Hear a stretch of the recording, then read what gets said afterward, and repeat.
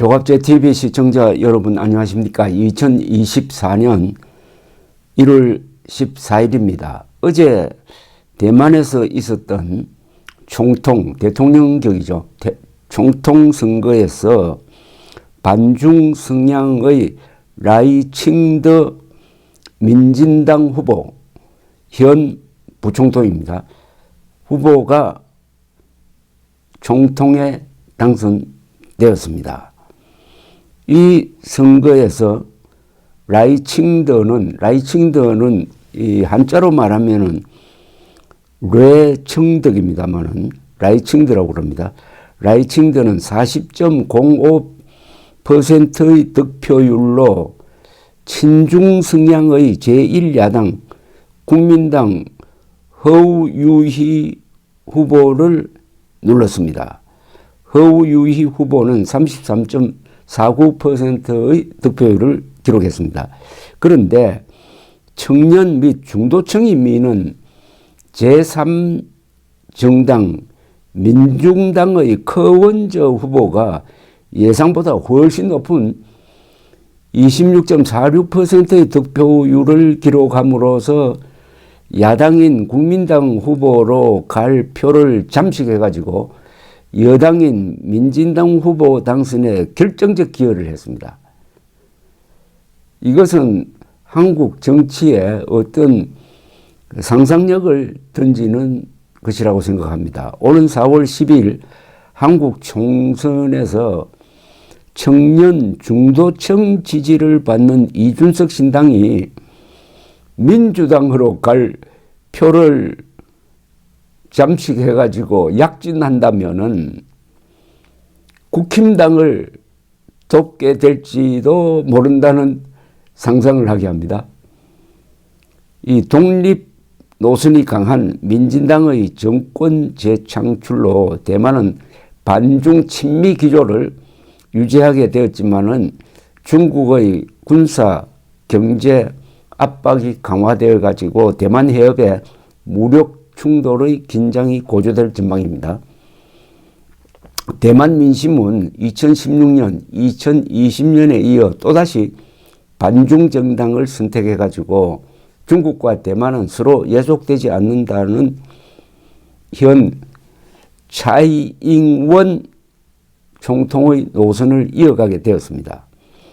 그런데 이 돌풍을 일으킨 그쪽에서는 새싹운동이라고 그런답니다. 새싹운동을 일으킨 제3정당인 민중당이 여당 민진당의 승리를 안긴 것으로 보입니다. 왜냐하면 지난 2일까지 공개된 여론조사에서 이번에 당선된 라이칭더는 국민당 후보 허우유희를 오차 범위 이내인 3 내지 5%포인트로 앞서며 초박빙 승부가 예상되었지만 뚜껑을 열어보니까 양 후보의 격차는 6.6%포인트였습니다. 즉 청년층과 중도층의 강력한 지지를 등에 업은 제3당柯원저 후보가 예상보다 선전하면서 반민진당 표를 국민당과 양분한 것이 판세에 결정적 영향을 미쳤다는 겁니다. 민진당의 여당입니다. 여당 민진당의 골수 지지층은 전체 유권자의 40% 수준이기 때문에 제3정당인 민중당이 20%의 지지율만 넘기면은 야당인 국민당은 무조건 질 수밖에 없는 구조였는데 이 민중당 후보의 지지율이 예상보다 훨씬 높은 26%를 기록함으로써 결국은 여당 후보의 당선을 돕게 되었다. 이런 이야기입니다. 이번에 당선된 라이칭더는 2000년 이후 8년 주기로 민진당과 국민당이 번갈아 정권을 잡던 8년 정권 교체 공식을 깼습니다. 중국 입장에서는 차이잉원 총통의 임기 8년 동안 대만에 대한 영향력 약화를 겪었는데 같은 노선의 후보가 당선됨으로써 낭패하게 생겼습니다. 대만에서 직선제 시행 이후 처음으로 부총통 출신이 총통에 올라서 국정 공백도 별로 없을 겁니다. 대만 총통 당선인은 취임일까지 4개월의 여유가 있다고 합니다. 이번에 당선된 라이칭더는 1996년 이후 당선된 총통 중에서 천수 이벤을 제외하면 처음으로 득표율 50%를 넘지 못했습니다. 약체 상태에서 선거로 분열된 대만을 이끌어야 하는 짐을 지게 되었습니다.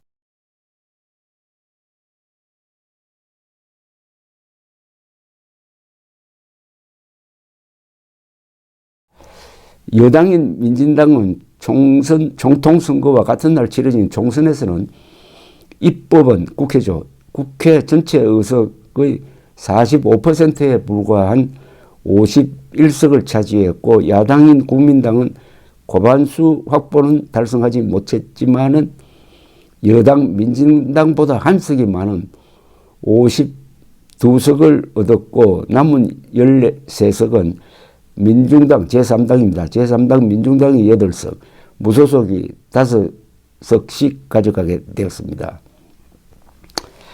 결국 이번에 당선된 라이칭더는 집권 후 분열된 민심을 달래고 자신을 도와준 제3정당 민중당의 손을 내밀어가며 국정을 운영해야 할 처지인데 민중당은 여러 가지 노선에서는 좀 이 민진당과 다르다고 그럽니다.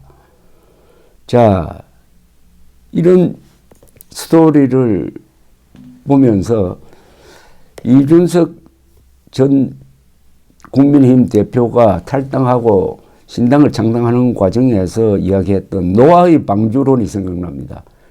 자신이 보수를 분열시키는 것이 아니고 침몰하는 보수를 구해내는 구명정, 노아의 방주 역할을 한다. 그 말은 이준석 신당이 가져갈 표 중에는 국민의힘 표도 있지만은 국민의힘에 또는 윤석열 정권에 실망했지만은 민주당으로는 갈 수 없는 그 중간지대에서 방황하는 표를 많이 잡게 될 것이다. 그렇게 하면은 오히려 한국 보수를 살리는 길이 된다라는 이야기를 했는데 여러 가지 여론조사를 보면은 지금 개혁신당이라는 가칭이 붙은 이 정당의 지지율은 민주당으로 갈 표를 이렇게 잠식하는 면이 더 강한 것으로 보입니다. 그래서 이번에 대만에서 일어났던 일과 상당히 비슷한 상황이 총선에서도 있을 수 있겠다. 그렇다면은 이 제3당 후보, 대만의 여당을 도와준 제3당 후보는 어떻게 보면은 대만의 이준석과 같은 역할을 한 건지 하는 생각도 듭니다. 이준석 씨는 2019년 홍콩에서 민주화 시위가 있었을 때 아마 한국 정치인으로는 처음 유일하게 거기 가서 민주화 시위에 참여했다고 그럽니다. 그 민주화 시위가 대만 선거에도 영향을 끼쳐가지고 반중 성향의 후보가 당선되는데 상당한 역할을 했습니다. 그렇다면 아마 어제 대만에서 있었던 이 선거 결과를 보면서 이걸 가지고 자신의 개혁신당을 선전하는데 잘 이용하지 않을까 하는 생각이 듭니다. 그러니까 4월 10일 총선에 대해서 이코노미스트, 이 정확도가 높은 이코노미스트는 이렇게 예상을 했어요. 제1당은 민주당이다. 2당은 국민의힘이다. 그리고 제3당이 약진할 것이다. 이렇게 봤는데 제3당이 약진을 하면은 민주당이 제1당이 되더라도 과반수를 넘기지 못하는 수가 있다. 그럼 과반수를 넘기지 못하는 민주당이 제1당이 되고 그 밑에 국민의힘이 제2당이 되고 제3당이 한 교섭단체 이상의 의석을 확보를 해가지고 캐스팅 보트를 행사하면은 여소야대 상황에서 격렬한 금투사식 정치를 완화시키고 타협과 대화가 가능한 정치판을 만들 수 있다. 이렇게 상상을 해봅니다. 그런데 1986년 필리핀의 독재자 마르코스가 밀려났습니다. 그때 굴기한 필리핀 사람들을 피플 파워라 그랬어요. 피플 파워. 그런데 거기에 당시에 전두환 정권 때인데 우리 민주화를 열망하는 우리 국민들이 많은 영향을 받았습니다.